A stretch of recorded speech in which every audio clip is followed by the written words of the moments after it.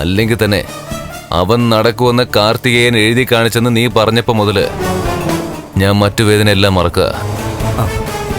എനിക്കിനി ഇവിടെ നിന്ന് ഉടനെ പുറത്ത് കിടക്കണം. അതിനു മുമ്പ് നീ ഈ പറഞ്ഞത് അവൻ എഴുതി കാണിക്കുന്നുണ്ടോന്ന് എനിക്കറിയണം. എല്ലാം നേരിട്ട് തന്നെ ആയിക്കോ സാറേ. ഞാൻ എന്തിനാ കള്ളം പറയുന്നേ? എടാ, നീ അവനെ കൊണ്ട് വീണ്ടും എഴുതിച്ചായിരുന്നോ? പിന്നെ ഞാൻ എഴുതിച്ചിട്ടില്ല. അങ്ങനെ എഴുതിച്ചിട്ടും പ്രയോജനമൊന്നും ഇല്ലല്ലോ സാറേ. ഞാൻ പറയുന്നതിനേക്കാളും നേരിട്ട് കാര്യങ്ങൾ സാർ അറിയുന്നതല്ലേ നല്ലത്. എന്തായാലും തോമസ് സാർ അണ്ണന്റെ അവസ്ഥ കണ്ടിട്ട് ഇവിടെ കിടത്തണ്ടെന്നൊന്നും പറഞ്ഞില്ലല്ലോ. അത് തന്നെ മഹാഭാഗ്യം. നേരത്തെ അവനെവിടെ കൊണ്ടുവരേണ്ടതായിരുന്നു. പിന്നെ അങ്ങനെ കൊണ്ടുവന്നു കഴിഞ്ഞാല് മാർക്കോ തടസ്സമായിട്ട് വരുമെന്നായിരുന്നു എന്റെ പേടി. തോമസ് സാറിന്റെ മരുന്ന് ശരീരത്തിൽ പിടിച്ചു കഴിഞ്ഞാല് എടാ ഏത് ഒടുവും ചതവും മാറൂടാ. അതുകൊണ്ട് നേരത്തെ അവനെ ഇവിടെ എത്തിച്ചിരുന്നെങ്കില് എടാ നമുക്കറിയാനുള്ളതൊക്കെ വളരെ നേരത്തെ അറിയാമായിരുന്നു. അത് ശരിയാ. എന്നാ പിന്നെ നീ നടക്ക്. ശരി സാറേ.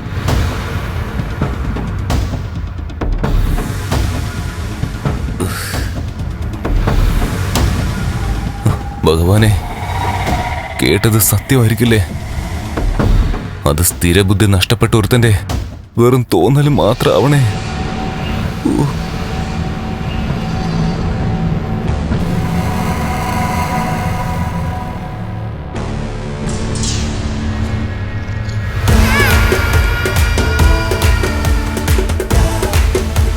ഇരിക്കുന്നു സാറേ. ഞാൻ പറഞ്ഞിട്ട് ഇവിടെ കൊണ്ടുവന്നേ.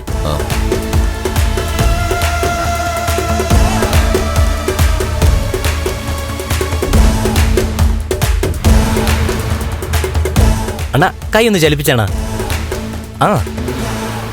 കണ്ടോ കണ്ടോ കണ്ടോ, കൈ ചലിച്ചുണ്ടോ? ഇവന്റെ കൈ ചലിച്ചാലും ചലിച്ചില്ലെങ്കിൽ എനിക്ക് കുഴപ്പമൊന്നുമില്ല. നീ പറഞ്ഞത് സത്യമാണോന്നറിയണം. കണ്ണ നടക്കൂടാ. അണ്ണാ, ഒന്ന് എഴുതി കാണിക്കണ്ണ. പേപ്പറും പേനയും കൊടുക്ക്.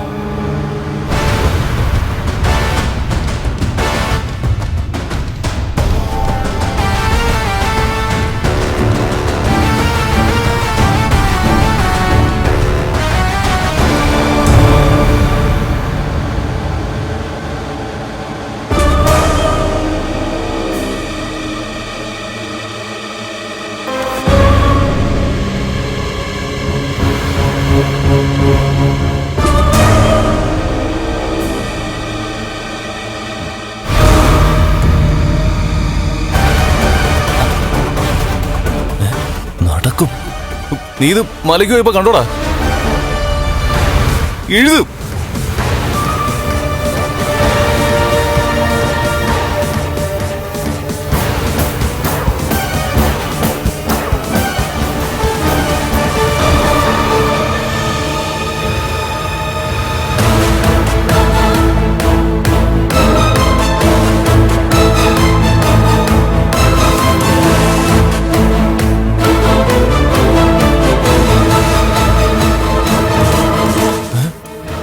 എടാ, അവൻ നന്നായി നടക്കൂടാ, അതോ വല്ലവരുടെ സഹായത്തോടു കൂടിയാണോ നടക്കുന്നത്?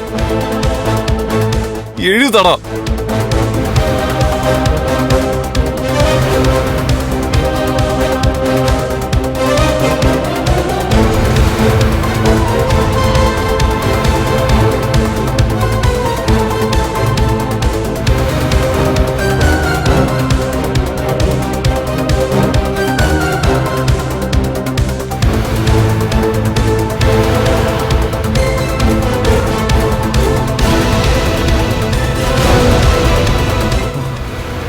കണ്ടോ സാറേ, നന്നായി നടക്കുന്ന എഴുതിയത്. എടാ, നടന്നാണോ അവൻ മല കയറിയത്?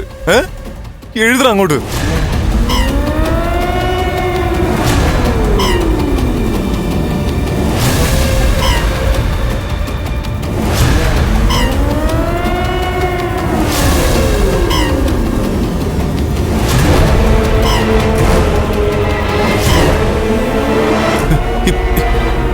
അതെ,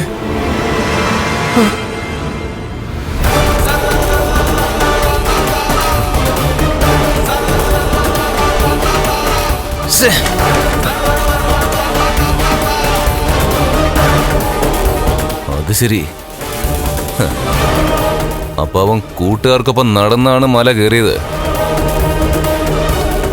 അങ്ങനെ മല കയറാൻ പോലും അവന്റെ കാലിന് സ്വാധീനം കിട്ടിയെങ്കില് അവനിപ്പോ ഓക്കെയാ. തോമസ് വൈദ്യൻ അവനെ ഓക്കെയാക്കി എടുക്കും. എന്നാലും അത് മറച്ചു വെച്ചോണ്ടാണല്ലോ സാറേ അയാൾ നടന്നത്. അതെ, അത് മാത്രമല്ല, അവനിപ്പോ പലതും മറച്ചു വെക്കുന്നുണ്ട്.